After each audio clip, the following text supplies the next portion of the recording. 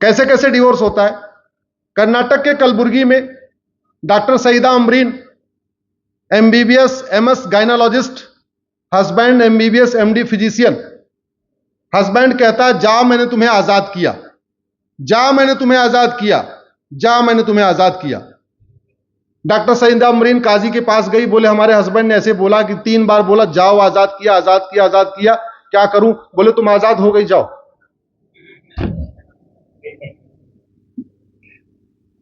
Uniform civil code आएगा, ये बंद हो जाएगा। यूनिफॉर्म सिविल कोड आएगा तो ग्राउंड्स ऑफ डिवोर्स फिक्स हो जाएंगे। अगर कोड होने पे होना है, पागलपन होने पे होना है, नपुंसकता पे होना है, बाजपन पे होना, जो भी ग्राउंड्स ऑफ डिवोर्स होगा सबके लिए कॉमन हो जाएगा। तो फायदा किसको हुआ? कन्वर्टेड हिंदुओं को। किसको फायदा हुआ? आप लोग शब्द यूज किया करिए, हिंदू और कन्वर्टेड हिंदू। आप दूसरा कोई शब्द मत यूज किया करिए, मैं आपसे आग्रह कर रहा हूं। तो यूसीसी का फायदा किसको हुआ? कन्वर्टेड हिंदुओं को। यूनिफॉर्म सिविल कोड आएगा, गुजारा भत्ता का अधिकार सबको मिल जाएगा। तो हिंदू जैन बौद्ध सिख में तो पहले मिला हुआ है, तो फायदा किसको हुआ? जोर से बोलिए जरा। यूनिफॉर्म सिविल कोड आएगा, गोद लेने का अधिकार सबको मिल जाएगा। तो फायदा उसको हुआ जिसको गोद लेने का अधिकार नहीं है। बड़ी इंटरेस्टिंग स्टोरी है। जब मैंने पीएल फाइल किया कि गोद लेने का अधिकार सबको मिलना चाहिए, तो मेरे पास कश्मीर के अनंतनाग से एक राशिद का फोन आया। बोले साहब बहुत बहुत धन्यवाद। हमने कहा तुम मुझे क्यों धन्यवाद दे रहे हो? बोले साहब हमारे मामा नहीं है और हमारे नाना जी के पास अच्छी खासी प्रॉपर्टी है, लेकिन वो अपनी प्रॉपर्टी हमें दे ही नहीं सकते, उनकी प्रॉपर्टी वक्फ में जा रही है। तो कम से कम ये कानून आएगा तो मैं अपनी नाना की प्रॉपर्टी ले लूंगा।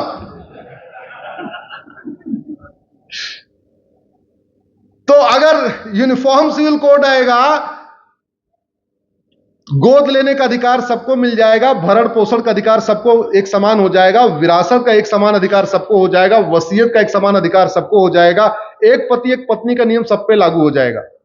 अब एक पति एक पत्नी नियम हिंदुओं में पहले लागू है, तो फायदा किसको हुआ? कन्वर्टेड हिंदुओं को। हलाला बंद हो जाएगा, फायदा किसको हुआ? मुताह बंद हो जाएगा, किसको फायदा हुआ? जोर से बोलिए। मिस्यार बंद हो जाएगा, किसको फायदा हुआ? अच्छा, मुताह मिस्यार के बारे में आपने सुना नहीं होगा। मेरी पीआईएल चल रही भाई साहब सुप्रीम कोर्ट में। मुताह और मिस्यार 15 दिन के लिए कॉन्ट्रैक्ट मैरिज होती है, 20 दिन के लिए, 2 हफ्ते के लिए, 3 हफ्ते के लिए, 4 हफ्ते के लिए। वो अरब के से खाते हैं, क्योंकि शादी की उम्र 9 साल है तो 10-11 साल की बच्चियों को छांट लेते हैं। लखनऊ में, कोची में, हैदराबाद में, ऐसे जगह जगह गरीब मां बाप को 10 लाख रुपए दिया, उन्होंने अपनी बच्ची दे दिया। क्या कर लिया? मुताह। मुताह मतलब कॉन्ट्रैक्ट मैरिज। और उसके बाद वो 1 महीने मस्ती करते हैं और प्रेग्नेंट करके छोड़ के चले जाते हैं। क्योंकि कुछ और यूज करना भी उधर गड़बड़ है, कुछ यूज करेंगे नहीं, 1 महीने साथ में रहेंगे, बच्ची प्रेग्नेंट हो गई और वो चले गए। अब उस बच्ची का क्या होगा? कोई और तो निकाह करेगा नहीं।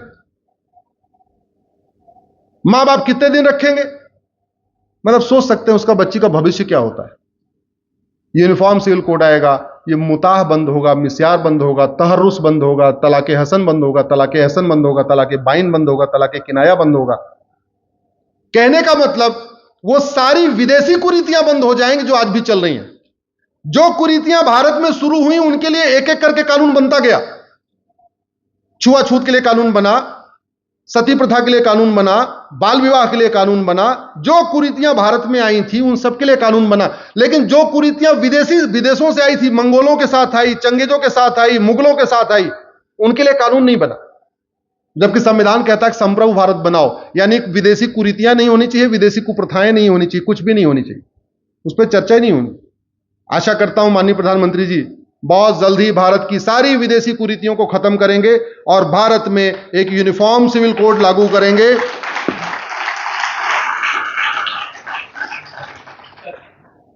अच्छा, आप ये देखो, हमको लोग कहते हैं कि नहीं नहीं मत केवल हिंदुओं का। अब ये बताओ, इस पीआईएल से हिंदुओं को कोई फायदा है क्या? जितनी सारी मैंने पीआईएल फाइल कर दिया, मैं किसके लिए लड़ रहा हूं? कन्वर्टेड हिंदुओं की। किसके लिए लड़ रहा हूं? कन्वर्टेड हिंदू के लिए। लेकिन लोग मेरे ऊपर आरोप लगाते हैं मैं तो हिंदू के लिए लड़ रहा हूं। भाई उनकी समस्याएं अगर खत्म होगी, हाँ एक फायदा, अच्छा जनसंख्या नियंत्रण कानून का फायदा किसको होगा? अरे हिंदू तो पहले हम दो हमारे दो कर रहे हैं, तो अगर हम दो हमारे दो सबके दो लागू हुआ तो किसका विकास होगा? जोर से बोलिए जरा। किसका कुपोषण खत्म होगा? किसकी बीमारी खत्म होगी? किसकी गरीबी खत्म होगी? किसकी भी बेरोजगारी खत्म होगी? आज समझ में आया ऐसा नहीं है, हमारा नेता इफेक्टिव है।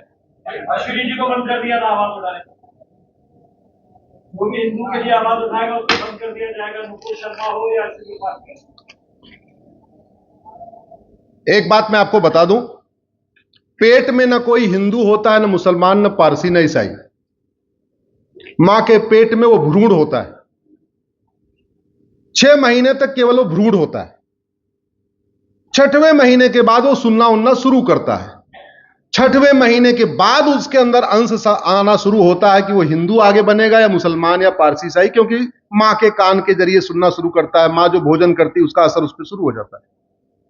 लेकिन एक्चुअल में वो हिंदू बनेगा या कन्वर्टेड हिंदू बनेगा, ये पैदा होने के बाद शुरू होता है। अगर हम अपने घर में, जैसे मैं हनुमान जी की पूजा करता हूं और मैं रोज अपने बच्चे के कहूं केवल हनुमान जी ही पूजा योग्य है, हनुमान जी के अलावा कोई भी और पूजा योग्य नहीं है, तो मेरा बेटा ही रेडिकल हो जाएगा। मानते नहीं मानते? सनातन धर्म लिबरल क्यों है? इसलिए लिबरल है कि कभी हम ये नहीं कहते केवल शंकर जी ही पूजा योग्य हैं। जैन कभी ये नहीं कहते केवल भगवान महावीर की ही आराधना होनी चाहिए। बौद्ध कभी ये नहीं कहता गौतम बुद्ध की पूजा होनी चाहिए। सिख कभी ये नहीं कहता केवल गुरु ग्रंथ साहिब को ही पढ़ो। वैष्णव कभी ये नहीं कहते केवल भगवान विष्णु की पूजा करो। शैव कभी ये नहीं कहते केवल भगवान शंकर की पूजा करो। शाक्त कभी ये नहीं कहते केवल मां दुर्गा की पूजा करो। एक बार हालांकि पहले युद्ध हो चुका है, 9वीं शताब्दी में हो चुका है दक्षिण भारत में। इसी बात को लेकर लड़ाई हो गई थी कि शंकर जी आदिदेव हैं या विष्णु जी आदिदेव हैं। बकायदा युद्ध हो गया था। हालांकि युद्ध खत्म हो गया, उसके बाद ये लड़ाई कभी हुई नहीं। यहां जो पूरी दुनिया में लड़ाई चल रही है इसी बात की तो चल रही है। क्या चल रही है? ला इलाहा इल्लल्लाह, अल्लाह के अलावा रेडिकलाइजेशन की जड़ यहां पे है। आप इस बात को समझिए। हम अपने ही घर में अगर यह सिखाना शुरू कर दें only Hanuman ji should be worshipped, हमारा बच्चा रेडिकल हो जाएगा। हम लिबरल इसलिए हैं, पिताजी शंकर जी की पूजा करते हैं, माताजी दुर्गा जी की करते हैं, हम हनुमान जी की करते हैं, पत्नी जो है गणेश जी की करती है, कोई किसी की करता है, कोई किसी का करता है, सबका करते रहते हैं, इसलिए हम लिबरल। तो अगर हम वास्तव में चाहते हैं भारत में प्राणियों में सद्भावना हो, तो सबसे पहले भारत के मुगलिया स्कूल बंद करने पड़ेंगे, मदरसे बंद करने पड़ेंगे, जहां सबसे ज्यादा नफरत सिखाई जाती है। उसके बिना कुछ नहीं होगा। आप योजनाएं बढ़ा के, मकान देके, मुद्रा लोन देके, बाकी योजनाओं के जरिए आप नफरत नहीं रोक सकते। नफरत रोकने का सबसे प्राइमरी तरीका है आप primary education system, uniform education system लागू करिए। 1 nation 1 education board, 1 nation 1 syllabus, 1 nation 1 curriculum. सब अपनी अपनी मातृभाषा में पढ़े। गुजरात वाला गुजराती में पढ़े, महाराष्ट्र वाला मराठी में पढ़े, तमिलनाडु वाला अपनी भाषा में पढ़े, लेकिन सिलेबस और करिकुलम कॉमन हो। अब कुछ लोग कहेंगे कि भारत में तो लिखा हुआ है कि रिलीजियस किताब पढ़ाई नहीं सकते। हाँ बिल्कुल सही है, संविधान कहता है रिलीजियस किताब नहीं पढ़ा सकते। तो भगवत गीता, रामचरितमानस रिलीजियस किताब नहीं है, ये धार्मिक किताब है। धर्म और रिलीजन में अंतर समझिए। रिलीजन का मतलब जहां 1 बुक 1 गॉड हो, और धर्म का मतलब ऐसा नहीं होता। रिलीजन में सिंगल वे होता है, 1 वे एंट्री होती है। आ गए तो आ गए, निकलोगे तो गला काट दिया जाएगा। धर्म ऐसा नहीं कहता। रिलीजन कहता है, हम जैसे कहते हैं, हम क्या बोलते हैं? धर्म की। रिलीजन कहता है हमारे रिलीजन की जय हो। हम कहते हैं अधर्म का नाश हो। रिलीजन कहता है जो हमारे रिलीजन को ना माने उसका नाश हो। हम कहते हैं प्राणियों में सद्भावना है। मजहब कहता है जो हमारे मजहब वालों में सद्भावना हो। हम कहते हैं विश्व का कल्याण हो, मजहब कहता है हमारे मजहब वालों का कल्याण हो। ये डिफरेंस है। तो भगवत गीता विधायक जी, रामायण, रामचरितमानस, इसमें कहीं नहीं लिखा हुआ है हिंदू बन जाओ।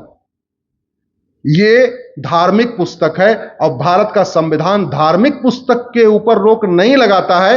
यह अलग बात है कि गड़बड़ी के कारण हमारे जजों ने धर्म को रिलीजन समझ लिया, रिलीजन को धर्म समझ लिया। और जजों ने क्यों समझ लिया? पिताजी उनके बैरिस्टर थे अंग्रेजों के जमाने में, तो उन्होंने पूरी अंग्रेजी की पढ़ाई पढ़ी। दादा बैरिस्टर थे, पिताजी बाद में जज हो गए, वो खुद भी जज हो गए, पढ़ाई उनकी पूरी कॉन्वेंट की है। धर्म और रिलीजन के अंतर को तो उन्होंने समझा ही नहीं। जैसे पांचों उंगलियां बराबर नहीं होती, ऐसे धर्म और रिलीजन बराबर नहीं होता। ये हम कहते हैं नहीं, सर्व धर्म संभाव हो ही नहीं सकता। जैसे पांचों उंगलियां एक समान नहीं हो सकती, दोनों आंख एक समान नहीं होती, दोनों हाथ एक समान नहीं होते, एक ही मां के पेट से पैदा हुए जुड़वा बच्चे एक समान नहीं होते, ऐसे सारे मजहब एक समान नहीं होते। क्यों? क्योंकि सारे मजहब वसुधैव कुटुंबकम नहीं सिखाते। सारे मजहब सर्वमंगल मांगल्य शिवे सर्वार्थ साधके नहीं सिखाते। तो इसलिए जब नहीं सिखाते, उनकी सोच अलग है, सोच अलग है, तो एक नहीं हो सकते। संविधान के दायरे में रहते हुए क्या किया जा सकता है? भारत में 8वीं तक समान शिक्षा लागू की जा सकती है। वो कैसे? एक कानून है राइट टू एजुकेशन, पता होगा आप लोगों को, जो है 8वीं तक सबके लिए समान है। और जब राइट टू एजुकेशन एक्ट बना था तो मदरसे भी उसमें शामिल थे। 2012 में कांग्रेस ने अमेंडमेंट किया और मदरसों को उससे बाहर निकाल दिया, जमीयत उलमा हिंद और पर्सनल लॉ बोर्ड के दबाव।